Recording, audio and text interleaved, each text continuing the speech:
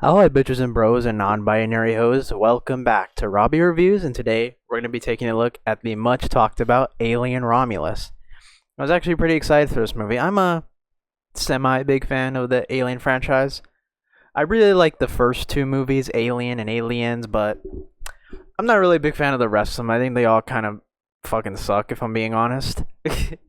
So, people were saying great things about it, so I'm eager to say, and I'm happy to say, this movie is pretty damn good. I really enjoy it. I think it's always good, especially in the case of Ridley Scott, where you have one guy tied to a franchise for so long, and yeah, he may have hit at the beginning, but nothing good is coming from it now. So I think it's sometimes good to get like a fresh face, a fresh set of voices and eyes on the franchise.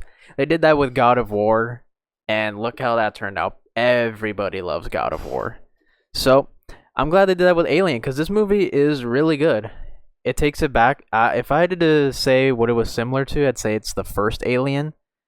Just a real stuck, claustrophobic environment. They're all stuck on this very, very tiny spaceship with a load of aliens, some baby and some big ones.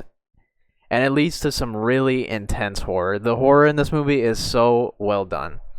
Lots of anxiety-inducing moments, a lot of tight corridors. I will say, if you're claustrophobic, good luck. This movie has a ton of claustrophobic environments that really, really up the ante. It is really scary. The horror in this movie is just genuinely great. It's so well done. There's some jump scares, like cliche stuff, but it mainly relies on tension, dread, and like not knowing what's coming. And I think they do a great job with that. I also have to say, I think the acting in this movie is very good. The main actress, what's her name? I'm blanking on her name. Like Kaylee something. Well, whatever her name is, I'll type it in right here. She did a great job. She was such a fantastic actress. I thought she was easily the best out of everybody. I also will say the what's his name? Andy, the android, I thought did a great job as well. There's just some great acting. Everybody does a great job, but I think those two really shine and steal the show. And they're also complemented by some great characters. Like I said, Rain and Andy I think are the best. Andy was the most interesting one to me because I've never really seen, horror movies always have like irrational, dumb characters and stuff like that. So it was nice to see I guess not a person, but like an android act rational in very tense situations, and a little too rational where they make some choices. They run like the numbers in their head. It's like a 30% chance of survival if I open this door, for example. If you've seen the movie, you know what I'm talking about. And it was very interesting to see how that's very dangerous too. Like the aliens are not the only threat; it's also the android that's a threat. They'll make choices that may seem rational to them, but will be irrational to humans. It was a very interesting dynamic, and I'm glad we got to see that. I also will say there is not that much CGI in this movie. Surprisingly, a lot of it is practical, and it is beautiful. This movie just made me realize how much I miss practicality in films. And this does a great job with it. I really, really like a lot of the practical effects. A lot of the aliens are practical. Like, the sets look great. It is a very, very great looking movie with some great directing, too.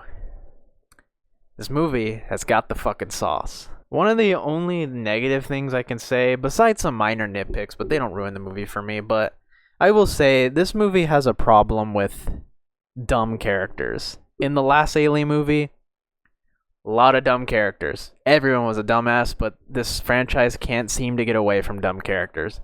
There is one character in this movie that is so profoundly stupid, I just can't rationalize anything they do. It also doesn't help that they're a giant asshole for no fucking reason at all. I don't know why they spit this character out. I don't know why this character needed to be there. Because everyone else is actually smart and really intelligent.